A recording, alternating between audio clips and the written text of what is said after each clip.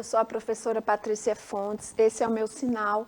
Nós hoje vamos conversar sobre a utilização de jogos na sala de recursos multifuncionais. Estou com a intérprete de Libras, Eunice. A gente vai contemplar nos nossos próximos encontros os aspectos que compõem de verdade a importância da gente trabalhar com jogos na sala de recursos. Eles são recursos importantes, indispensáveis, que facilitam a aquisição de habilidades e competências importantes, né, que propiciam o desenvolvimento do estudante com deficiência. Geralmente a gente utiliza os jogos com muita frequência, com regularidade no contexto da sala de aula regular. Né? Na sala de recursos, a gente tem, obviamente, uma opção maior de jogos, mas muitas vezes a gente não entende a configuração do jogo para que a gente possa fazer um trabalho significativo para o estudante com deficiência, considerando suas características. Então, hoje a gente vai trazer algumas sugestões de jogos pedagógicos, a importância desse jogo para o desenvolvimento daquele estudante, em específico o estudante com deficiência, que é atendido de forma individualizada na sala de recursos, como esse jogo, como esse recurso tão importante pode facilitar o desenvolvimento desse estudante. Então, quando a gente fala do jogo pelo jogo, a gente não está falando de jogo pedagógico. Quando a gente se refere a um jogo pedagógico, a gente está falando de uma estratégia pedagógica importante que vai muito além da diversão. Né? Falar em jogo pedagógico é ter objetivos claros em relação ao desenvolvimento da atividade. É você escolher esse recurso, saber qual a sua meta, entender se ele atende de verdade às necessidades do estudante e se o estudante também evidencia uma propensão para o trabalho com o jogo em específico, o jogo que você está oferecendo naquele momento do atendimento.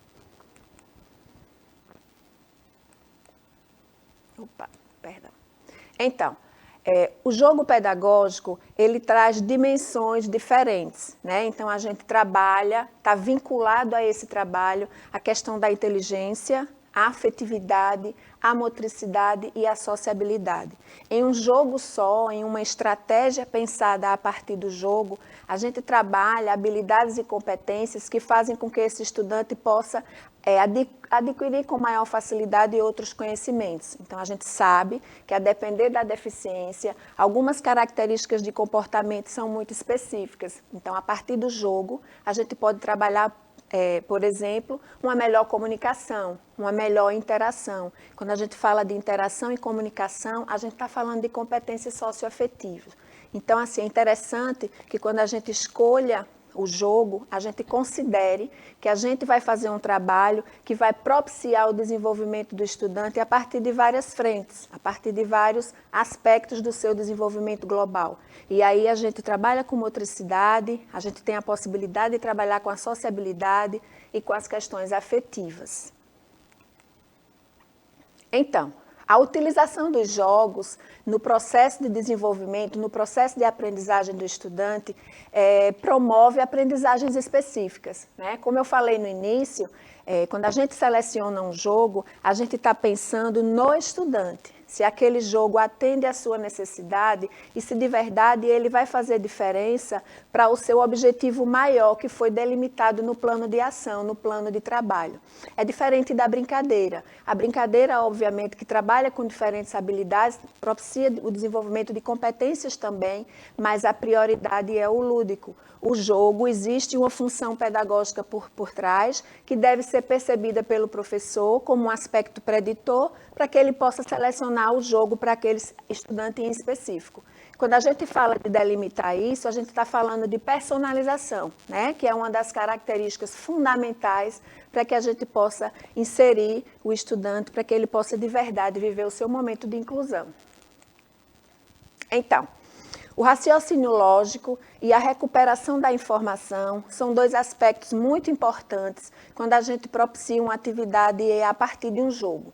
Por exemplo, quando a gente trabalha com loto, quando a gente trabalha com bingo, né? A gente pode fazer um bingo de números, a gente pode fazer um bingo de palavras, e aí a gente está dando oportunidade ao estudante a se familiarizar com alguns conceitos. Na medida que ele vive e se aproxima de alguns conceitos, a gente também está trabalhando habilidades comportamentais. Então, se eu tenho um objetivo de trabalhar com a apropriação do sistema de escrita alfabética, se eu faço, por exemplo, um bingo de letras ou um bingo de palavras, eu estou dando a oportunidade para esse estudante ir estabelecendo uma relação entre grafema e fonema, por exemplo. Então, no jogo e através do jogo, vai haver sempre uma função pedagógica com um objetivo muito claro em relação ao processo de aprendizagem do estudante. E aí a gente tem outras possibilidades de outros jogos, né, que fazem com que o estudante possa tomar iniciativas, né, tomar decisões. E isso trabalha a questão da autonomia. Num jogo, por exemplo, como o jogo da dama, a gente trabalha com análise, a gente trabalha com a reflexão e com a tomada de decisão, né? A tomada de decisão, ela vem a partir da percepção que esse estudante teve do processo do jogo, como o jogo funciona, as regras que ele precisa perceber, as orientações e os comandos que precisam ser vividos. Então, tudo isso, todos esses aspectos são estímulos, né, que geram motivação para que o estudante possa refletir, para que ele possa fazer uma análise das estratégias, das possibilidades e tome as decisões, né, com o objetivo de vencer o jogo. Então, a vitória vem como a culminância de um processo importante, um processo de uma atividade que gera aprendizagem.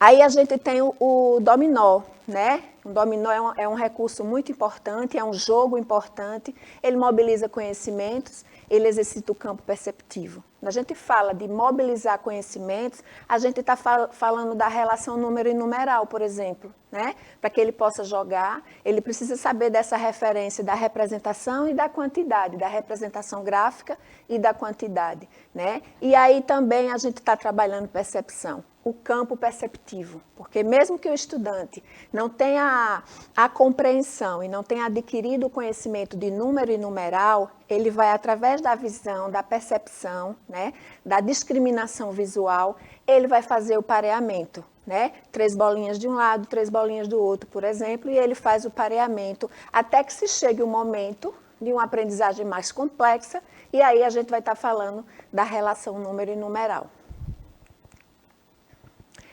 A gente tem os jogos coletivos, né? E aí a gente tem a possibilidade de trabalhar com Lego também, que é um jogo importante, se configura também a partir do lúdico, mas que você pode fazer um trabalho grupal. E aí a gente está dando oportunidade de interação, a gente está dando oportunidade de uma boa comunicação. Então, por conseguinte, estamos trabalhando as questões socioafetivas. A gente tem a possibilidade de intensificar as relações com a família. O jogo vivenciado na escola, de forma individual, trabalha com a aquisição de competências e habilidades e, por conseguinte, a construção de novos conhecimentos. O jogo trabalhado no contexto familiar, ele facilita a interação, ele facilita a comunicação, a retomada de vivências que já foram construídas no ambiente familiar, além de ser uma oportunidade de trabalhar questões afetivas e o próprio divertimento, o próprio lazer.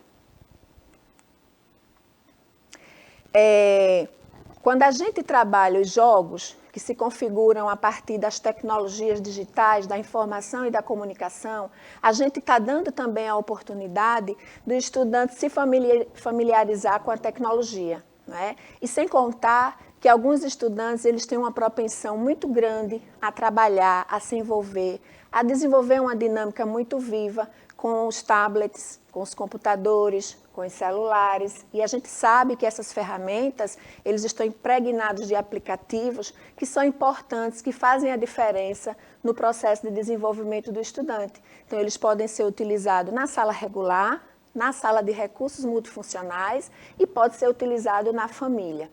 Aqui na rede do Recife, a gente tem uma coletânea de aplicativos que são disponibilizados para os professores, para que eles possam baixar, né, e utilizar com os estudantes, tanto na sala regular, quanto na sala de recursos multifuncionais. Então, as tecnologias digitais também estão aí oferecendo jogos nos aplicativos, para que a gente possa utilizá-los como mais uma ferramenta importante no processo de desenvolvimento do estudante.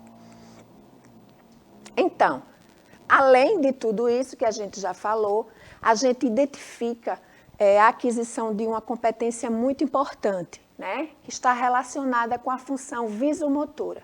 O que é função visomotora? É a relação que o estudante precisa estabelecer olho e mão, né? É a relação entre o que ele percebe e como ele faz. Então, o jogo é uma magnífica, importante, né, indispensável ferramenta para que a gente possa desenvolver função visomotora. A gente sabe que é uma habilidade indispensável, né, e é muito comum que os estudantes que estão no espectro do autismo, eles têm uma dificuldade muito grande em estabelecer esse vínculo, né? Então, ao fazer, não se percebe, ou então percebe, mas não realiza. Então, o jogo também é uma ferramenta para que a gente possa utilizar para construir essa dinâmica.